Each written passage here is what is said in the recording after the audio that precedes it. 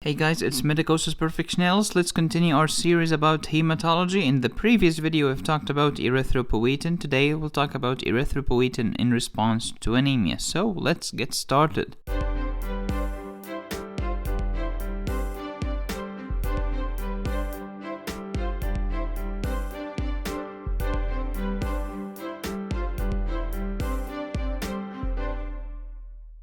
First, let's start by answering the question of last video. What are the tumors that secrete EPO? Here are some of them. Renal cell carcinoma, yes, because the kidney is the main source of erythropoietin in adults. Hepatocellular carcinoma, yes, because your liver is the main source of EPO in the perinatal and prenatal period. It's a major source. Hemangioblastoma and pheochromocytoma, the adrenal sits on top of the kidney. That's how I remember it. And let me begin by proposing a serious question. Why do we see more symptoms of extramedullary hematopoiesis in cases of beta thalassemia more than alpha thalassemia? By extramedullary hematopoiesis, I mean frontal bossing, chipmunk faces, and crow-cut skull, also known as hair on end appearance. There are several reasons for that. Number one, there are more patients with beta thalassemia than there are with alpha thalassemia. It's a classic selection bias.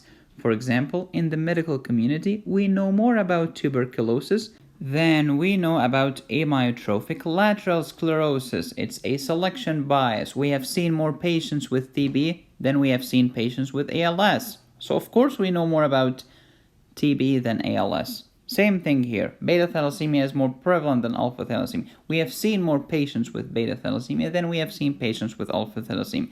So keep that in mind. The second reason is, in cases of alpha thalassemia, the hemoglobin BARTs, or the 4 gene deletions, are already dead in utero. So we haven't seen those patients. Number 3, this is the important part. But pay attention, we are only comparing between beta thalassemia major and the hemoglobin H, or the 3 gene deletion in cases of alpha thalassemia. So what is the third reason? This is the topic of today's video. As you know, the main purpose of EPO in life is to stimulate the bone marrow to produce more red blood cells. So the main stimulant for EPO is, you guessed it, hypoxia and anemia. Because in anemia there is hypoxia, absolutely. But the response is not linear, it's exponential. So here's hemoglobin concentration. Here you're normal, until you get here, okay? Then EPO starts to rise gradually, but then exponentially. It's not linear. It's not like that. This is called linear. It's not linear. It's exponential. Which means the lower your hemoglobin concentration, the greater the increase of serum EPO. So a decrease from here to here is not that bad. But a decrease from here to here is horrible. Why is it horrible? A, you have no oxygen. B, you have lots of EPO causing extramedullary hematopoiesis.